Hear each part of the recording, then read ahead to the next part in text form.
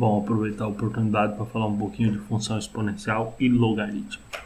Normalmente, quando a gente fala de função exponencial, já fala da função logarítmica ali em seguida, porque as duas coisas estão muito ligadas. Estão ligadas pelaquela história de função e função inversa.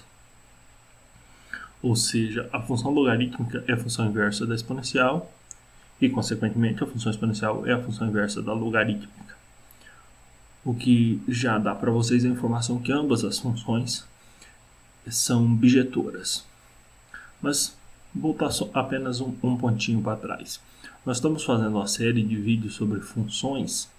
Já falei da definição de função, função linear, função afim, função poligonal, função quadrática, enfim, as funções polinomiais. E também a função modular. Agora, há uma grande diferença entre função polinomial e função exponencial. Na função polinomial, a variável dependente x está na base e o expoente é sempre um número. E aqui vai se inverter. Aqui a base é um número e a variável independente está no expoente. Já já vocês vão ver isso. Mas a grande característica da função exponencial é o crescimento muito rápido, né? Nos últimos dias, agora essa aula foi preparada há muito tempo, vocês estão vendo a data aí na tela, fevereiro de 2019. Porém,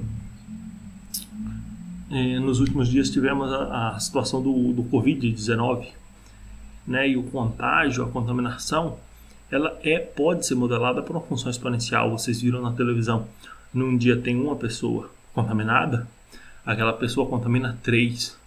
Cada uma daquelas 3 contamina mais 3.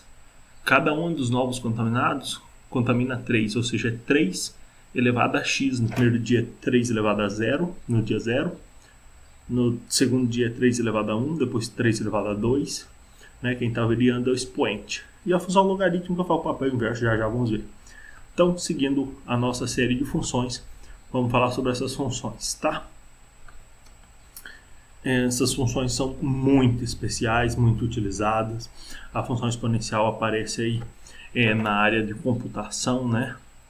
Eu tinha um exemplo que eu gostava de trabalhar na prova de um algoritmo que a cada passo ele transformava, ele criava o dobro de números binários, né? Ele tinha um número binário, no passo seguinte ele transformava cada número daquele em 2. E no passo seguinte, cada 2 novos em 2. Assim o computador ia travar em um momento, porque seguia uma função exponencial. As bactérias que se reproduzem também pelo meio da mitose, se dividem em duas, aquelas duas se dividem em duas e assim por diante, função exponencial também. Então na biologia aparece muita função exponencial. Vai haver essa função exponencial que é uma situação que cresce muito rápido e depois encontra um equilíbrio e para de crescer, que provavelmente é o que vai modelar o caso da pandemia. E aquelas, como é o caso do computador, que não é programada para parar, não tem uma necessidade da natureza de que ela pare de crescer. Uma função exponencial é muito utilizada nesse contexto. E também, por exemplo, em química, aqui eu citei o decaimento radioativo, né, a datação por carbono, essas situações. Tudo que você pensar com função exponencial, dá para pensar também análise com logaritmo. Porque se a função exponencial leva um número x no y, o logaritmo faz o processo inverso. O logaritmo tem muitas aplicações em matemática financeira e em tudo que a função exponencial tem aplicação, o logaritmo também tem. E para a motivação dessa aula eu começo com esse problema aqui das bactérias, né? As bactérias que começam ali com o número inicial de bactérias, mas essas bactérias elas vão dobrando a cada hora.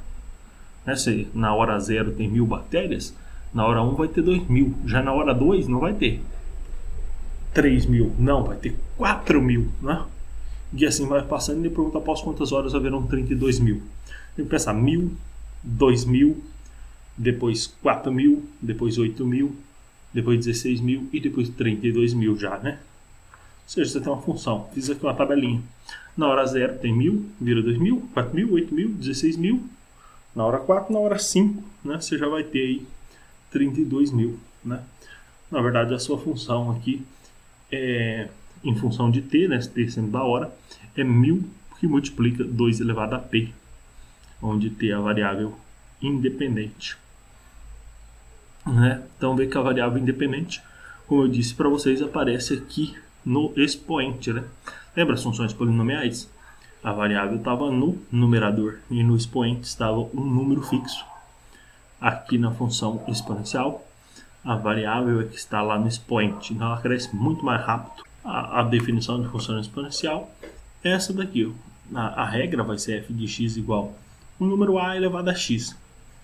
Então, quem tem que ser o domínio e o contradomínio? O domínio será todos reais, sem problema nenhum. Já o contradomínio serão apenas reais positivos. Né? Quando você aplicar essa regra aqui a qualquer número reais, ela vai te dar apenas reais positivos. E há uma restrição aqui para o a, né? O a tem que ser positivo e o a tem que ser diferente de 1, né? Senão isso aqui dá uma reta.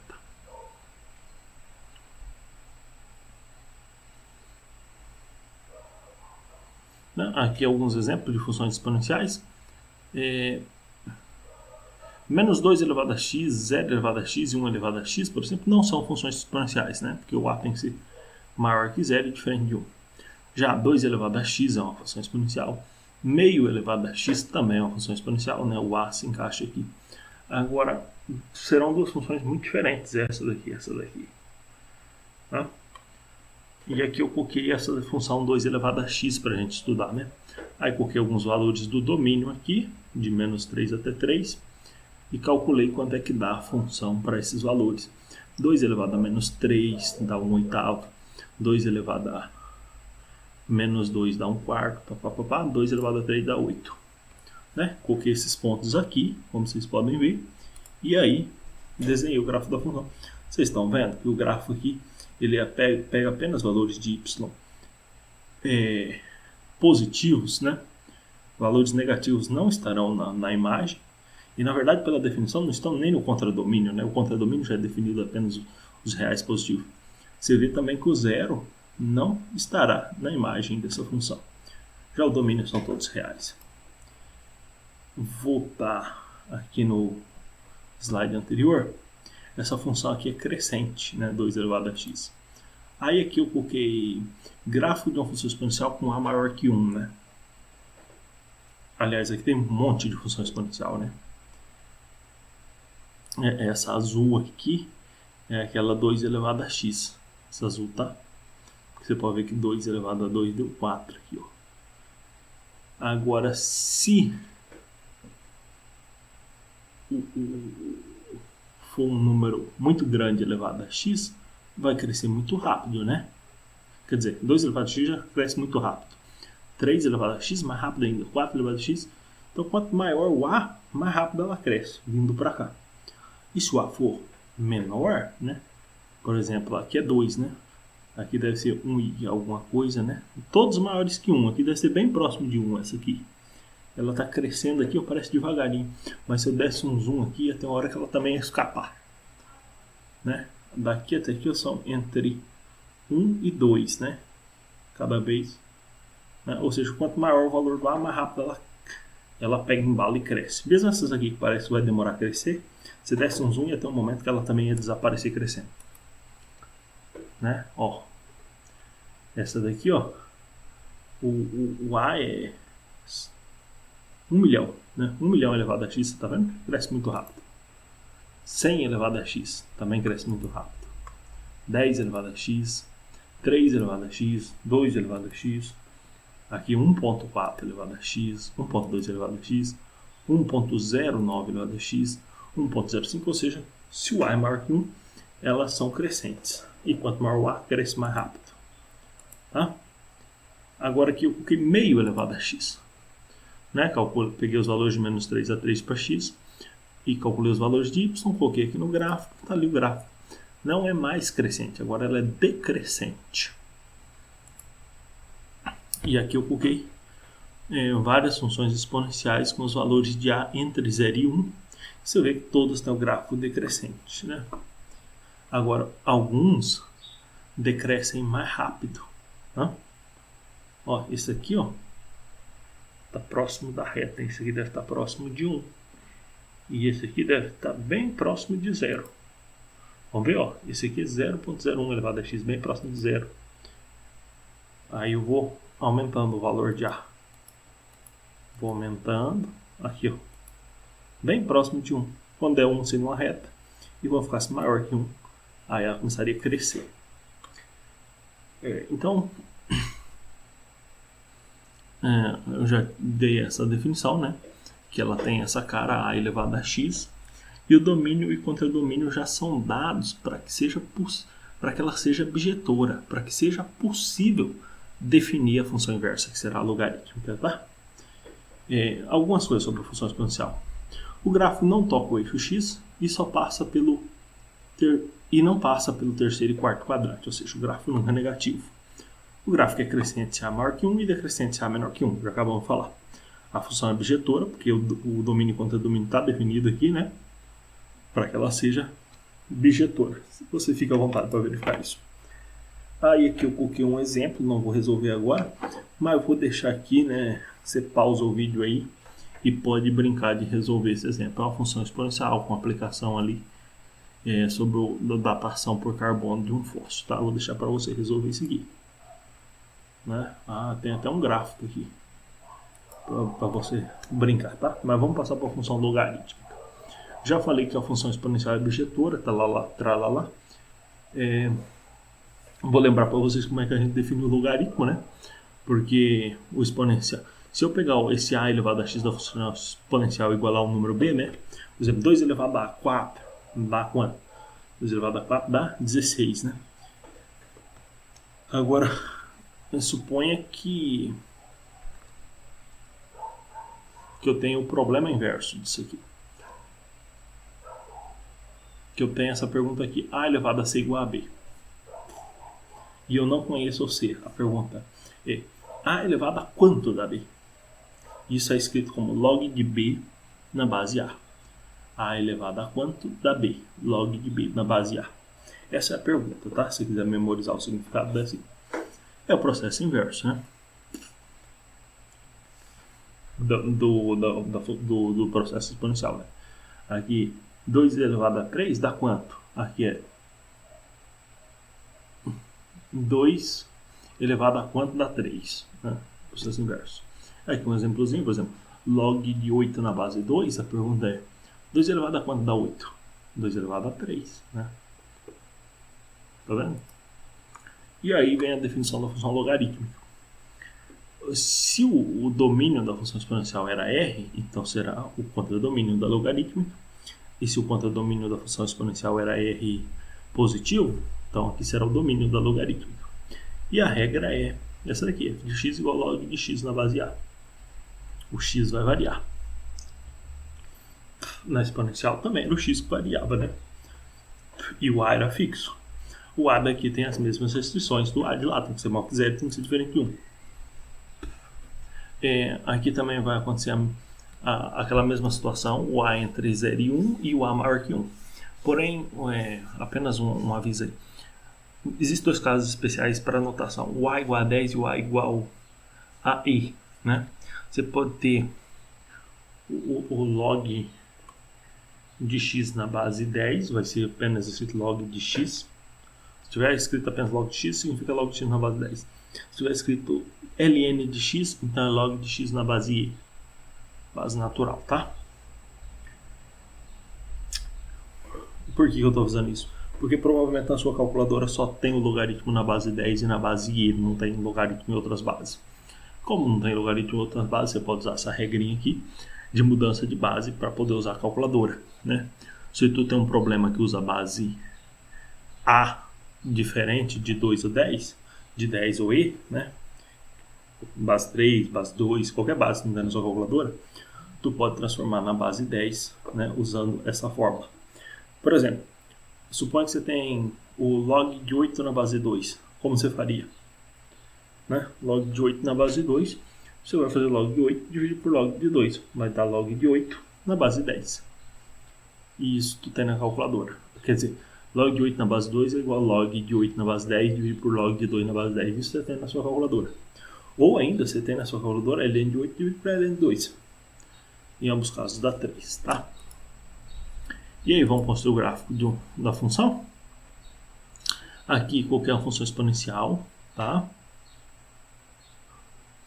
Uma função exponencial, valores de x de 3 a menos 3. Calculei os valores de 2 elevado a x. Coloquei o x e calculei o logaritmo para cada x desse.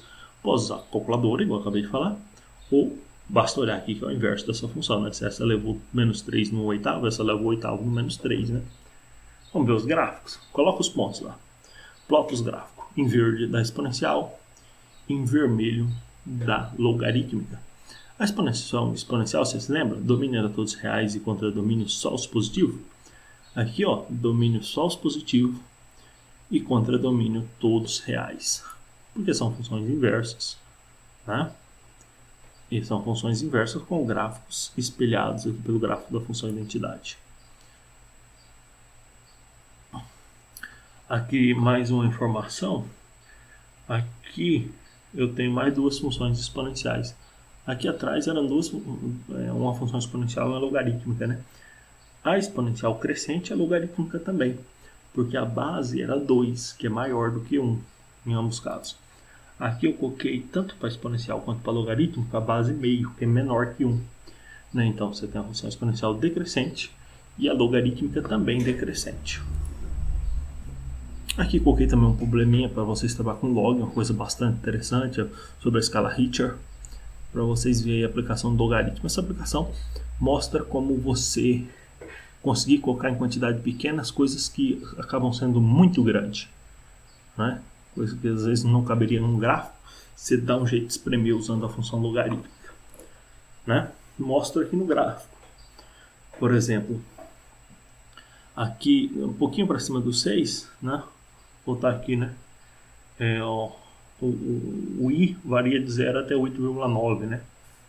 E aí aqui eu peguei um terremoto que atingiu 6,2. Porque aqui no gráfico 6,2, por aqui, né? A quantidade de energia dissipada. Você nota que, por exemplo, se um terremoto tiver 1 ponto na escala Richter, a energia dissipada quase não existe. 2 pontos, quase nada. 3, quase nada.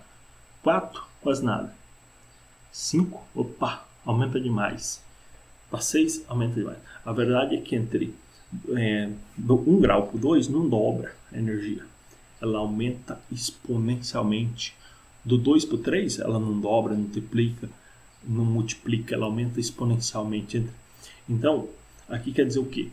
Um terremoto com 4 pontos, ele dá um sacode. O com 5 ele não dá um sacode com um pontinho a mais, ou com o dobro de força, ele dá muita mais energia liberada.